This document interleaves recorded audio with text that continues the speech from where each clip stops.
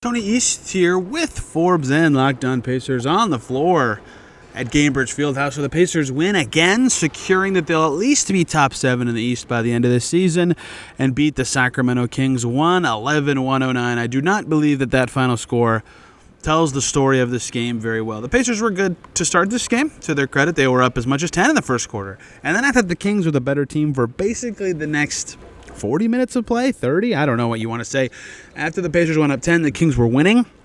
By the end of that first quarter, they were up 6 at halftime. They were up 16 in the middle of the third quarter. They just were playing better. I felt like their paint attack was leading to better shots for the Kings. Domantas Sabonis, an ex-Pacer, plays 40 minutes in this one and was great on offense, right? 11 for 19 from the field, 6 free throw attempts, 11 rebounds, 25 points. Why did I say 11 rebounds? 16 rebounds. He had 25 points and 16 rebounds on his 11 made shots. He was awesome.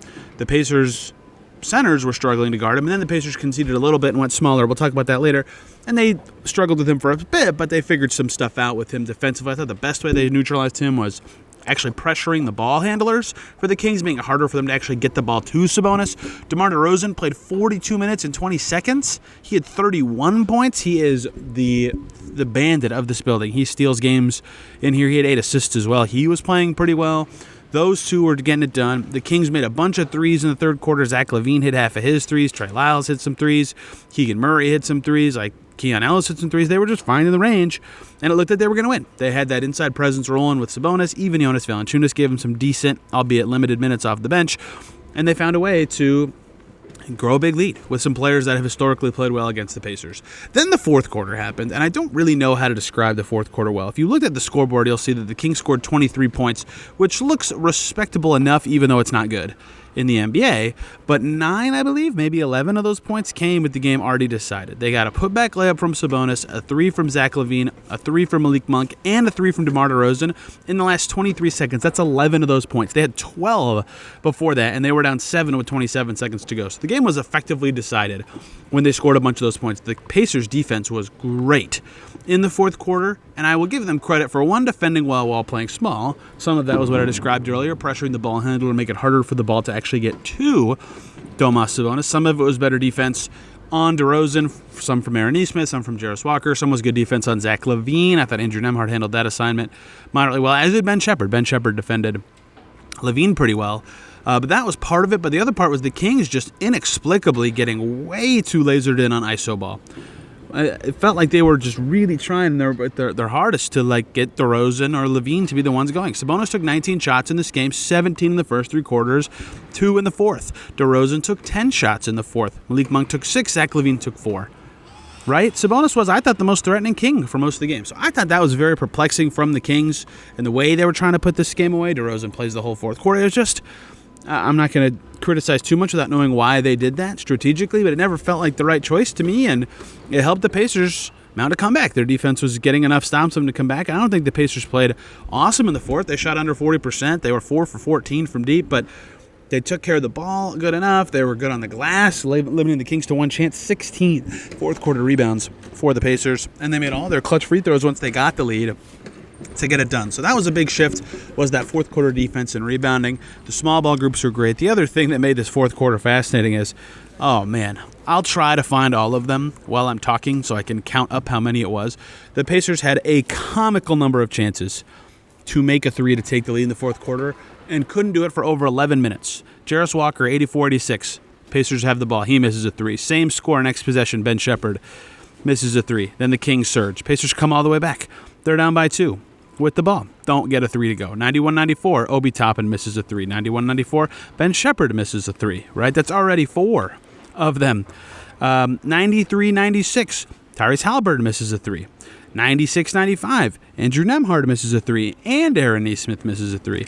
98-97, Siakam misses a 3. That, over a half dozen chances to take the lead for the first time of the second half and blow the roof off the building and show that their defense and style was there. They couldn't do it. Finally, they got enough twos to go to keep up. Their defense was good. Tyrese Halliburton, with 77 seconds left in the game, finally got a 3 to go.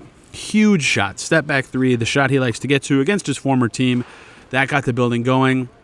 The Kings come down. They don't score. Shot clock violation. Malik Monk takes a tough pirouetting layup.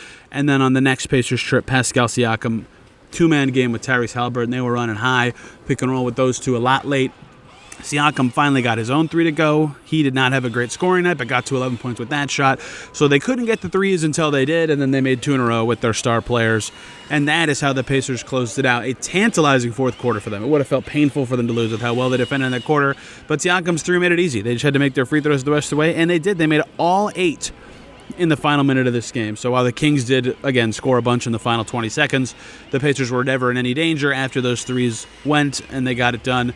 Really weird game, though. I mean, no Miles Turner really hurt the Pacers in this one. I thought he played pretty well in Sacramento, was physical in that one in a way that they were lacking, right? Thomas Bryant, not the greatest game for him. I thought his rebounding was okay, but didn't feel him enough defending Sabonis. In fact, they targeted Thomas Bryant a lot when he was in the game on defense in this one. Tony Bradley was similarly okay. He made his shots, he hit the glass, but wasn't defending at the level they needed, so they went small so much, and it saved them, right? They had these lineups out there with, Toppin or Siakam at the 5, and Nesmith or Walker at the 4, and the other one of them at the 3, and those groups were awesome, right? Aaron Nesmith was great. He was the Pacers' leading scorer. 9 free throws helps, and he got a lot of those late, but he defended really well. He was plus 13 in this game. Him and Obi Toppin, the only players better than plus 10. Toppin was also quite good. He made 5 threes in this game, something that was a struggle for a bunch of Pacers, and had 7 rebounds. His tempo and juice was really important in this game. The Kings did not want to play that fast, and Toppin made it possible for the Pacers to do so. And Jarris Walker, the other kind of tweener 3-4, Toppin's definitely a 4-5. But regardless, you get the gist of what I'm saying. He played decent minutes off the bench, in fact, more than any other bench player. He was 6 for 10. He made 3 threes. He stayed down defending DeRozan and had 2 assists and 2 steals. He's had 15 points.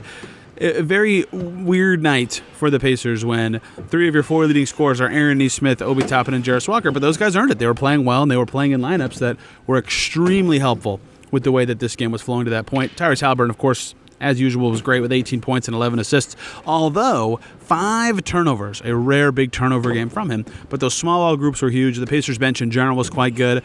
TJ McConnell was really important, I thought, in this game with his scoring. He was making those shots that he made all season last year in the lane.